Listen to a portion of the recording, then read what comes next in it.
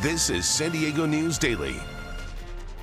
Hey there and welcome to San Diego News Daily. I'm Stephen Luke. A 6-year-old boy who was riding his bike in Pacific Beach was hit and killed by a driver who took off. We're showing you the area of where it happened here. This was at an alley at the 1500 block of PB Drive near Ingram around 3:45 yesterday afternoon. Police did eventually track down the driver and the car that they believe is responsible here. A 32-year-old woman arrested for fleeing the scene. And actually, according to investigators, this woman had apparently impacted the 6-year-old twice. According to investigators, the driver hit the child as she was turning into the alley. They say she stopped for several seconds and then ran over him as she took off. The boy was taken to a hospital where he was pronounced dead. I hear like metal crashing, you know, what would sound like maybe like a car crash. And we hear that pretty often, unfortunately, cars getting hit and runs. And so I heard people yelling, and immediately I knew something really terrible happened. You know, we have an elementary school right here. You know, all the kids are always walking and going to school, and there's always something happening in this neighborhood. And I just hope that like this is enough, because we need, you know, speed bumps or something. You know, we need a children crossing here or something. Investigators, by the way, believe alcohol was not a factor in the crash. It's been a little more than 5 years since Maya Millette disappeared from her Chula Vista home. Her loved ones came together this weekend holding a prayer hike in her honor, and Maya's kids were there joining in on the search for their mom as well. The 16-year-old and 14-year-old singing songs in their mother's memory. Maya's been missing now since January 7th of 2021. Over the years, extended family, friends, and volunteers hiked Mount San Miguel Park searching for her. They say it was one of her favorite places to go. Just really hard, you know, to see somebody so beautiful, so loving, so devoted mother, you know, and she's just vanished, she's just gone. And it's really, really hard. Neighbors and family members say the prayer hike is symbolic and a way to keep the missing mother close to their hearts. A popular East Village coffee shop is trying to get back to business this weekend after someone burglarized the store for the second time in a matter of weeks. The owners of Cafe Alessi say someone smashed their glass door and stole all of the cash inside the registers. NBC 7's Ignacio Dominguez has the latest. Cafe Alessi has been here in East Village for 6 months. But just in the last few weeks, they've been hit by vandalism and theft. Last month in December, we had someone like walk by, they grabbed one of our flower vases and threw it out our door. And after repairing it earlier this month, it was broken again on Wednesday. They stole some cash, they stole more like personal belongings. They stole a sweater, they stole our canopy that we use for shade outside. He kind of just like walked around and saw like what he could take.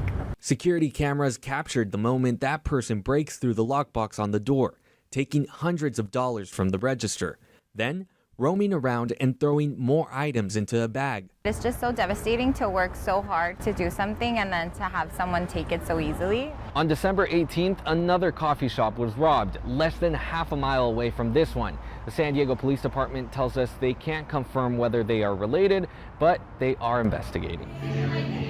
After sharing news online, customers pouring into the cafe to support. And online, dozens reacting to the news. Seeing how the community has responded and how they've supported us, I mean, you can't be sad after that, you know, seeing how people show up for you. Moving forward, Norma and her team are making changes, starting by removing the lockbox. Now everybody who needs a key has a key. So we've done that, and then we have an alarm system. We are not leaving cash anymore. We've made a few changes in hopes of preventing any further burglaries. In San Diego, Ignacio Dominguez, NBC 7. It is a long holiday weekend, and that's because people are honoring the life and legacy of Martin Luther King Jr. And the annual MLK parade is one of the big things that people look forward to year after year in San Diego as part of this process. It's happening today as there is a 9 o'clock in the morning. That's when the pre-parade 5K run kicks off. NBC7's weekend anchor Omari Fleming hosting the parade itself starting at 11, followed by a festival at Waterfront Park, which goes until about 3 in the afternoon or so. Well, earlier this week, MTS released these new Pronto cards designed by a local artist, Eben Edwards, who is, by the way, also MTS's manager of rail facilities. Card featuring prominent Black American leaders, and during the parade, MTS will also debut its newly wrapped bus commemorating Black History Month.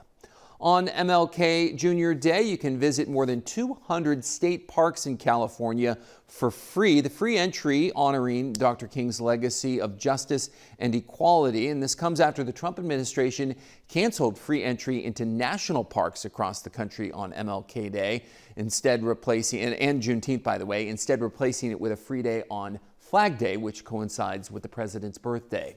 And of course, with MLK Junior Day being a federal holiday, it means some closures will happen across the city and county, and in San Diego County, as well as the county. Basically, municipal and government buildings will close down. Also, libraries, community centers, county parks, campgrounds, and neighborhood parks will stay open, though. Unlike some other holidays, trash will be collected as scheduled tomorrow in the city of San Diego. NBC7 meteorologist Brooke Martell will have a closer look at your first alert forecast right after this. You count on breaking news. People running in the streets, they have their kids, they have their pets. And help preparing for the unexpected. Small fire right now. We'll keep an eye on it. You count on stories from your community. You count on getting different points of view. We're so human. And your voice being heard. We need help. You count on in-depth reporting. It's a mess, and it's making people sick. Because you know the whole story is more than just the headline. This is coverage you count on, only on NBC7 and Telemundo 20. Happy Sunday. Taking a look at one of those pictures we got yesterday from the sunset we had. Absolutely stunning. Art sent this in from Cabrillo National Monument. If you ever have any pictures that you're taking while you're out and about and you want to send them to us, you can always email them to ic@nbcsandiego.com. That's ISEE. So send them our way. We'd love to see them. For the festival and parade today for Martin Luther King Jr. Day, this is happening along the Embarcadero. You can actually see temperatures are going to be really nice heading into this morning, this afternoon. We're right around those mid to upper 70s. Chilly start to the morning, but by this afternoon, you really won't need that extra layer if you have it. And for your coastal forecast, if you're heading to La Jolla, this is what we have on tap. Right around those low 60s by 9 o'clock, upper 60s by 10. Partly cloudy skies. We have those mid to high level clouds still streaming in overhead, but you get your sunshine, warmer temperatures from the 70s, moderate rip current risk. Be careful if you plan on getting in the water. Wave heights generally from about 2 to 4 feet. Here's a look at the rest of your area forecast. 60s and 70s along the coast. We'll be right around those upper 60s for Oceanside. San Diego International right around the mid 70s. Some 80s in the mix over the Inland Valley communities. 60s to about the low 70s for the mountains. We still have those weak Santa Ana winds, so that's still a component when it comes to driving these warmer temperatures up today. And those are actually going to be tapering off heading into this afternoon. Daytime highs over the deserts from the upper 70s. And here's a look at that. High pressure is going to be breaking down this upcoming week. As that weekends, a low pressure system comes in right behind it, and you can actually see that off of our coastline. It really does mean some mild conditions. So temperatures from the 60s near the coast, even some upper 60s by the end of the week, a possibility over your valleys. And taking a look at that 10-day forecast, you can kind of see how this plays out. So gradually tapering off as we go into about Thursday, Friday for the coastal communities.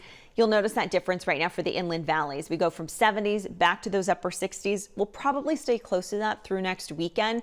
So your temperatures are going to be right around seasonal norms instead of trending above the seasonal average. We see that same situation over the mountain communities. We go back to those 50s, and then we even have some 70s back in the mix, some low 70s, I should say, for the desert region. Stephen?